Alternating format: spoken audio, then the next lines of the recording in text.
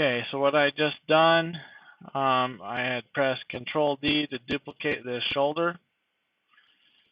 And so I have another set of joints. And I can delete all this extra stuff I don't need. Don't need this wrist tip.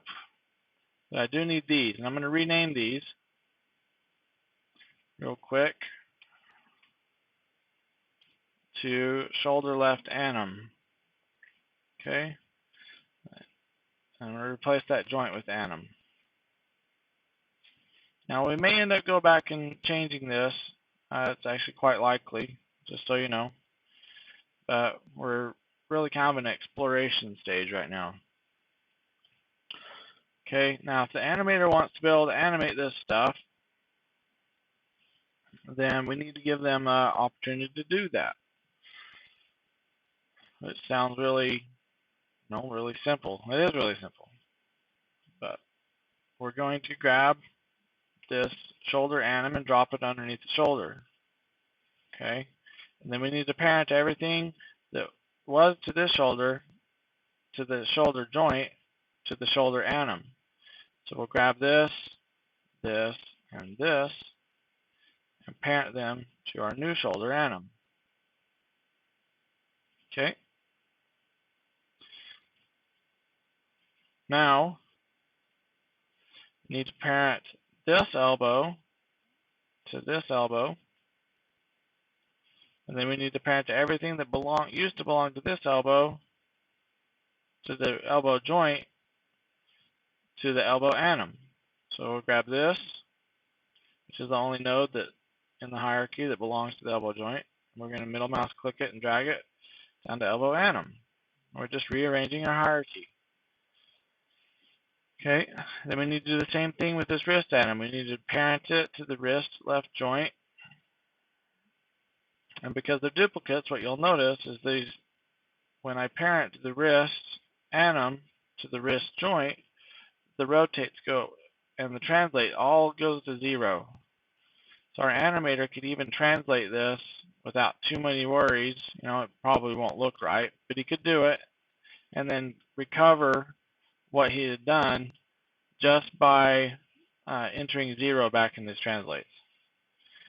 Okay, so I'm going to grab all the stuff that belonged to wrist joint and parent it to wrist anim. Okay. We grab these 3. You don't want to rearrange the hierarchy, so I wouldn't want to grab this one, because if I did that, then it would parent it this constraint node to this anim as well. So drop that there. Okay, so now the animator can use this control and get the wing close to the position he wants. Get back to my perspective view. It looks a little nicer there. So they get the wing close to what they want with my fold extend attribute, with our fold extend attribute. But they can continue to tweak it at an individual joint level with these new anim joints that we created. Okay, so that's what we wanted to accomplish there. Now we just need to give them a way to control those without having to actually come into the hypergraph and select joints, because animators, even if they are willing to do that, which most are not, then we don't really want them to, because then they get in here and they start dabbling around and possibly or most likely break the rig by using it in a way that was not intended to be used. Okay, so what I like to do for these types of animation controls is just create some more circles. So we'll do that real quick. I'm going to create NURBS primitive, a circle, and I'm going to parent it to the perspective joint. And then I'm going to 0 the translates and rotates to move it to that location. Okay. May scale it up.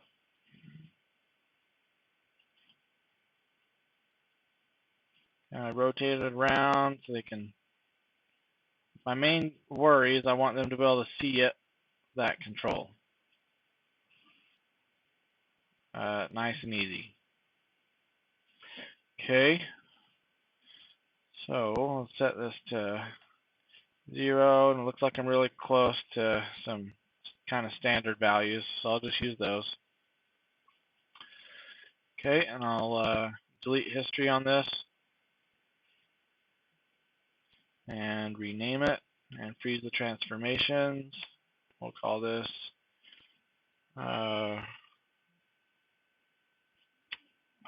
we'll just call this something really, really simple, and then we'll parent the shape of this object to the wrist joint. Okay, so let's call this N. We'll just call it S. Okay, to make it really simple. Okay, now we want to parent that to this shoulder left anim, but we don't want to parent the transform. We want to parent just the shape. So to do that, we need to show shape nodes. Just makes it a little bit easier to see what's going on. So right now we have this S shape belongs to this control. And we want to parent this S shape only to the shoulder left anim. Okay, so to do that, we have to type in a mail command, say parent, because you can't reparent shapes. Like if I do this, it's just not going to work. You can't reparent shapes that way. So we have to use a mail command, parent dash ch, something like keep history dash r, and then we need to list the dash r for relative, if I remember right. And then we need to list the shape nodes. So S shape, that's this shape node. And then we can have any number of shape nodes listed here. And then lastly, we list a transform that we want them to be parented to, and joints are transforms. So, the easier way is I can control double click that, and I can have this selected, have the name selected. I can press Control C to copy it. I can cancel out of that and just paste it down here and finish it off with a semicolon. Okay, invalid flag. So it appears that I've forgotten something. Oh, that's right. Okay, we don't need the dash ch. That was for another mail command. We just need a dash s.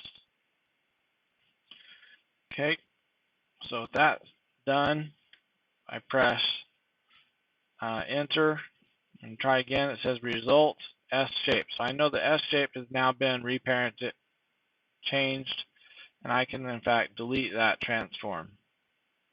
Now I'm actually going to undo that because I'm going to duplicate that shape before I do that.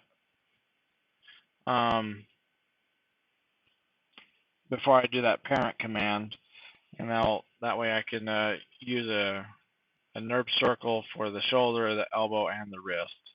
But it's going to be the same process for each. So I will stop recording, and when I come back, that is what will be done.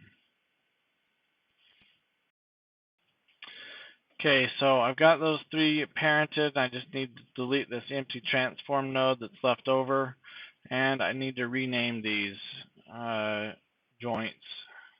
So let me zoom in, and this belongs to the wrist anim. So I need to rename it appropriately.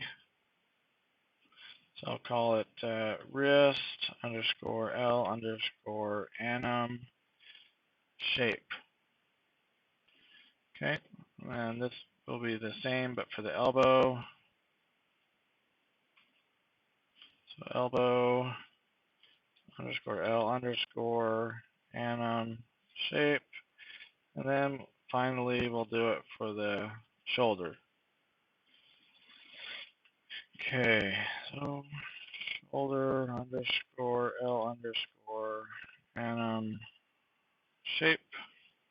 And now that is done, and the animator could grab these. So if we deactivate the ability